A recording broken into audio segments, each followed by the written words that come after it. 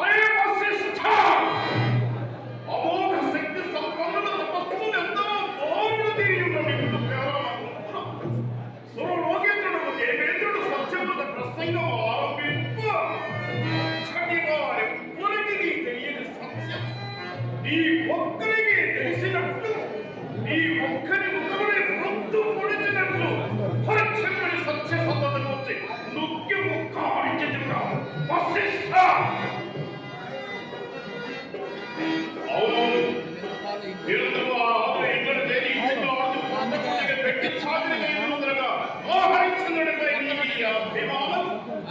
నీ అభిమానం పలుకు మా ఎదుట పలుకుడు నీకు రొప్పైన సిగ్గులేదు. అవునులే, నీకే సిగ్గు. వీరందరూ బ్రహ్మరావాదితులలో కూడా ముసలున్న వెలుగుతున్న వారి రాజకీయాల్లో కూడా భూమిదారుల వారి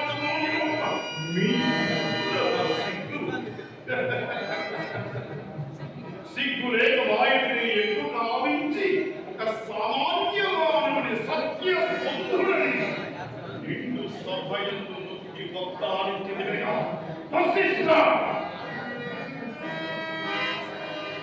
ఓయ్ దేవేంద్ర, ఈ సంక్షేమ ప్రసంగమును వశిష్ఠుడు ఉత్తరముగా అడిగిన హరిశ్చంద్రుని సత్య సంబంధమే పరీక్షించడం మాత్రమును భయము